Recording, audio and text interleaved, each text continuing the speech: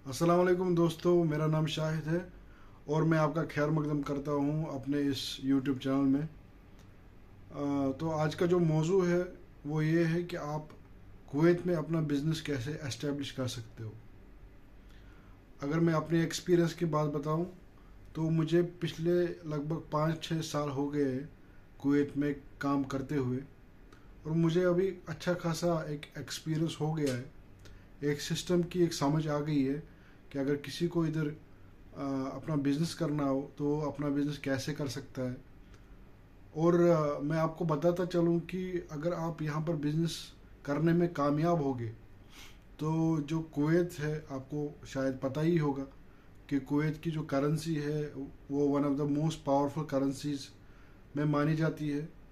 और एक्चुअली में वो टॉप पे है ये करेंसी। ठीक है, अभी के टाइम पे जो कुवैत का एक दिनार इंडिया के 275 अप्रॉक्सीमेटली इतना होता है। और इस मुल्क की स्पेंडिंग पावर बहुत ही ज़बरदस्त है। आपको इतनी स्पेंडिंग पावर शायद ही, मुझे लगता है कि ये यूरोप को भी टक्कर दे रही है स्पेंडिंग पावर में।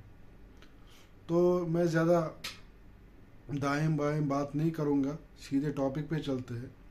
मगर बिज़नेस इधर एस्टेब्लिश करने से पहले आपको कुछ चीज़ों की मालूमात होनी चाहिए। मसलन वीज़ा। कुवैत में बहुत तरीके के वीज़ा अवेलेबल है। ठीक है, और सबसे जो आला वीज़ा है या सबसे जो कॉमन वीज़ा है जिसको प्राइवेट सेक्टर में, मतलब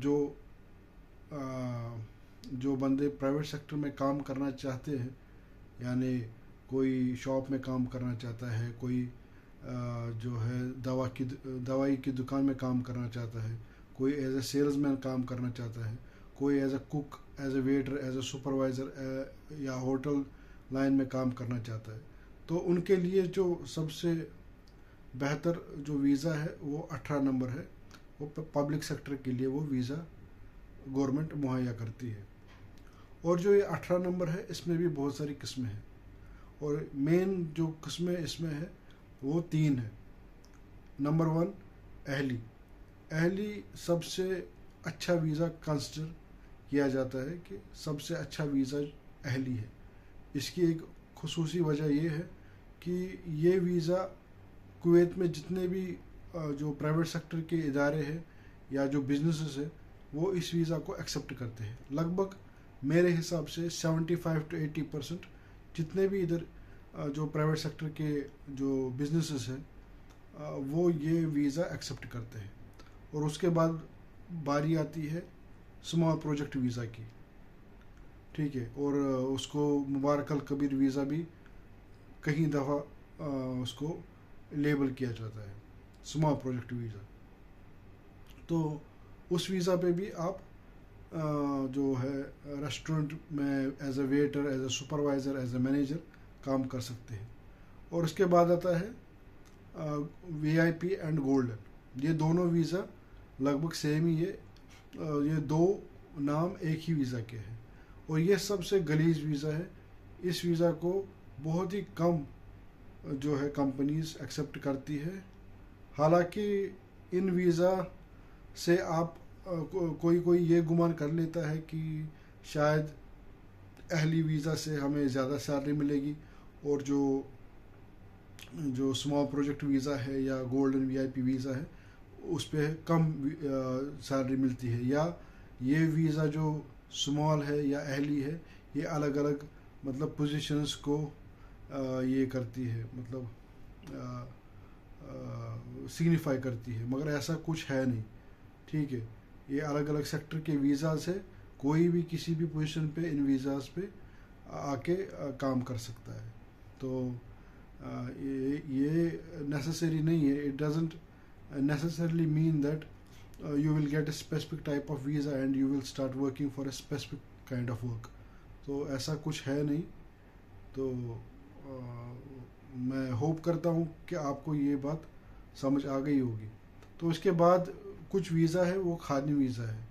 मैं अब उनके डिटेल में ज़्यादा नहीं जाऊँगा क्योंकि वीडियो बहुत ही लंबा हो जाएगा।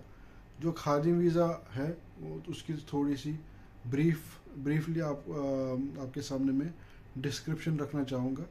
जो खादिम वीज़ा इधर है वो आपको मालूम ही पड़ गया होगा कि खादिम का मतलब है जो घर में काम करते हैं, ठीक है। डोमेस्टिक जो वर्कर्स रहते हैं या हाउस होल्ड वर्कर्स, जैसे कोई घर का बावर्ची हो गया, गार्डनर हो गया, ठीक है, या सिक्योरिटी में दरबान कोई हो गया घर में, तो वो भी शायद सिक्योरिटी में तो शायद नहीं आता रहेगा, बट ड्राइवर में खादिम वीज़ा आता है। शायद सिक्योरिटी में भी आता रहेगा, या जो इनके बच्चे बच्चे रहते हैं उनके लिए नैनी होती है, तो उसमें ज़्यादातर खादिम वीज़ा ही लगता है। तो ये हो गए कैटेगरीज वीज़ा के। अगर आपको समझने में कुछ प्रॉब्लम हो रही है तो आप ये वीडियो रिवाइंड करके फिर से देख सकते हैं, या एडिशनल जो इन्फॉर्मेशन के लिए आप गूगल का इस्तेमाल कर सकते हैं, या किसी और यूट्यूब वीडियो से आप मज़ीद मालूमात ले सकते हैं। तो ये हो गया वीज़ा टाइप्स, ठीक है। तो वीज़ा टाइप समझने के बाद आपको ये समझना पड़ेगा कि अगर आपको कुवैत में काम करना है उसके लिए आपको कितना पैसा लगेगा, और उसके लिए आपके पास कौन सा वीज़ा होना चाहिए।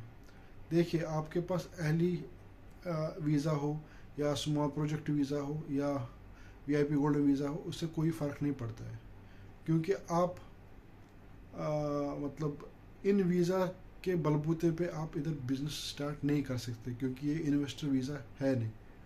इन्वेस्टर वीज़ा उसकी एक अलग ही कैटेगरी है, वो कुवैत अलाउ करता भी है कि नहीं करता, मुझे उतनी मालूमात उसमें है नहीं, और मुझे नहीं लगता कि हम जैसे लोग इधर इन्वेस्टमेंट कुछ कर सकते हैं, उतनी हमारी औकात है नहीं। तो अभी हमारे पास कौन सा ऑप्शन बचता है? उससे पहले मैं आपको थोड़ा सा ब्रीफली एक इन्फॉर्मेशन देना चाहूँगा कि अगर सपोज़ अगर आप इंडिया में हो तो आपके लिए दो ऑप्शन हैं। या तो आप इंडिया में इन तीनों वीज़ों में से एक वीज़ा आप उधर ख़रीद सकते हो, जिसको आज़ाद वीज़ा भी बोलते हैं, बट ये इलीगल है, ठीक है। तो आप मोस्टली आप पैसा देके तो जो सबसे बेकार वीज़ा जिसको गोल्डन या वीआईपी वीज़ा बोलते हैं, वो तो आप नहीं खरीदोगे, क्योंकि वो ख़रीदने पे उतना कुछ फ़ायदा है नहीं। खुदा न खास्ता आपको अगर इधर बिज़नेस में नुकसान हो गया तो आप उस पे जॉब भी नहीं ढूंढ सकते।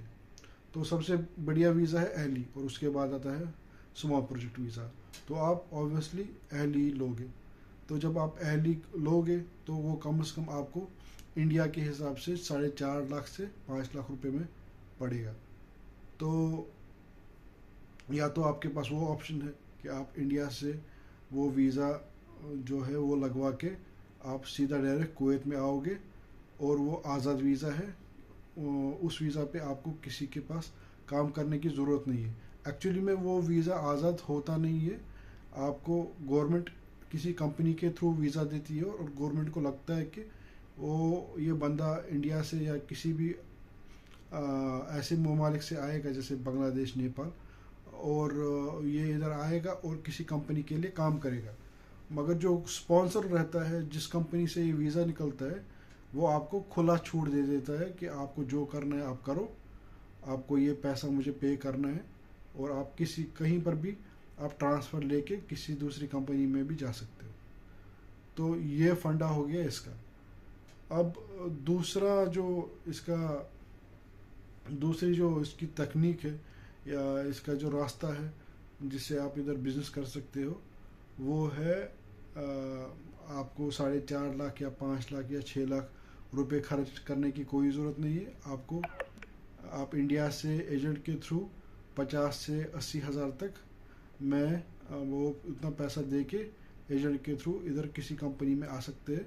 बट उसके लिए आपको देखना पड़ेगा कि आपको कोशिश करनी पड़ेगी कि जो कंपनी जिधर मैं हायर हो रहा हूँ वो अहली वीज़ा दे रही है, क्योंकि आगे जाके अगर आपके पास वो कंपनी अहली वीज़ा पे आपको नहीं बुला रही है, दूसरे वीज़ा पे बुला रही है, तो आपको आगे जाके दूसरी जॉब ढूंढने में दिक्कत हो सकती है।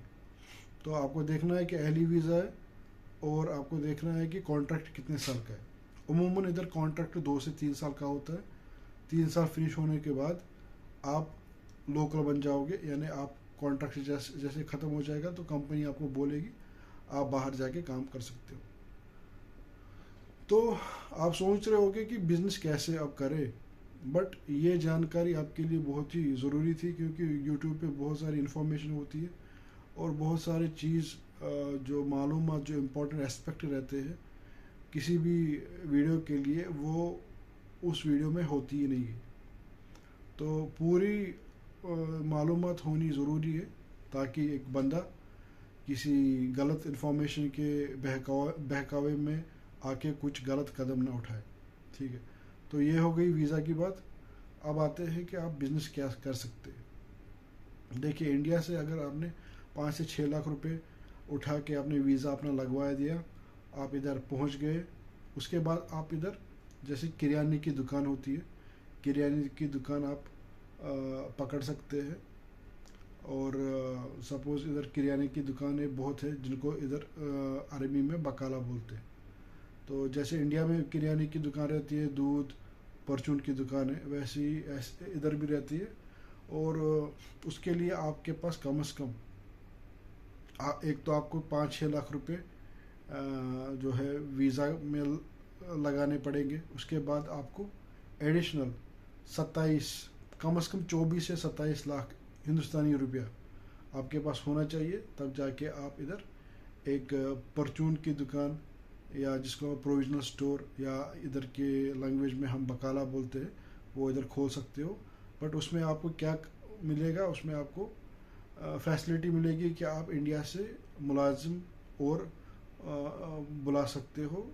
ठीक है, और उसमें आप जो जब आप वैसी दुकान आप उसके लिए आप पकड़ी दोगे तो आपको माल ख़रीदने की ज़रूरत नहीं है। जितना भी वो अमूमन माल समेत आपको वो दुकान आपके हवाले कर देंगे। अब आप सोच रहे होगे कि जैसे कि आप इंडिया से इधर 6 लाख रुपए में आ गए, आपने दुकान ढूंढी, आपने 24-25 लाख रुपए दुकान वाले को दिए, तो वो क्या करेगा, पहले वो आपका जो वीज़ा है अपने जो कंपनी है उसमें ट्रांसफ़र कर देगा। अमूमन ये जितने भी बकाला इधर जो होते हैं, जो ऑपरेट करते हैं, उनका कोई ना कोई कुवैती ओनर रहता है। क्या, क्योंकि कुवैती के नाम पे ही सारे इधर काम चलते हैं, सारे लाइसेंस कुवैती के नाम पे ही रहते हैं। तो कोई कुवैती रहेगा या उसके बिहाफ पे कोई मिस्त्री चलाता रहेगा, तो वो आपका जो वीज़ा है उसमें ट्रांसफ़र कर सकता है। और वो जो सारा माल जो है वो आपको ख़रीदने की ज़रूरत नहीं है, आपको खाली 24 से 25 लाख रुपए में आपको वो माल समेत वो दुकान दे देगा। और कम से कम मान लीजिए 3 से 6 महीने तक आपको कोई रेंट भरने की ज़रूरत नहीं है, जितना मैंने अभी तक समझा है, देखा है। ठीक है, तो ये हो गई एक बात। इससे सस्ता बिज़नेस अगर आप करना चाहोगे वो है सलून का। अगर आप बाल काटना जानते हो या टेलर अगर आप हो, तो उसके लिए छोटी सी दुकान आपको लेनी पड़ेगी। और वो दुकान आपको ज़्यादा से ज़्यादा 4,000 दिनार में लगभग पड़ जाएगी। लगभग इंडिया के 8-9 लाख रुपए में आपको वो दुकान पड़ जाएगी।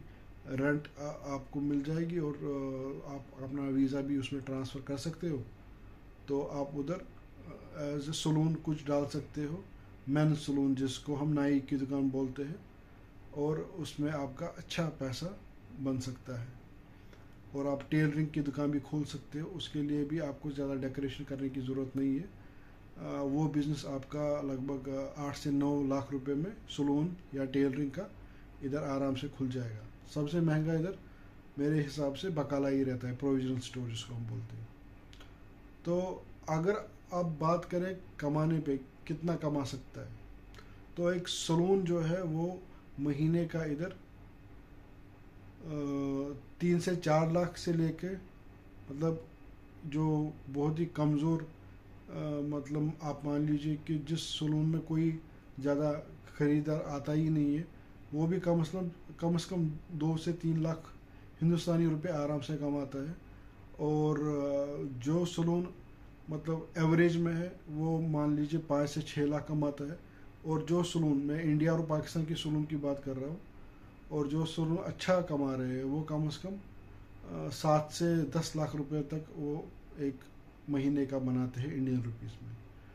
तो प्रॉफिट तो बहुत ज़बरदस्त है, बट रिस्क भी बहुत ही हाई है, क्योंकि ये आप जो पेपर्स है वो आपके नाम पे नहीं होंगे, खाली आप उस जो कुवैती है उसकी कंपनी में आप ट्रांसफ़र लोगे, बट आपके पास कुछ ऐसा पेपर डॉक्यूमेंट रहेगा नहीं कि ये मेरा दुकान है, आप क्लेम नहीं कर पाओगे।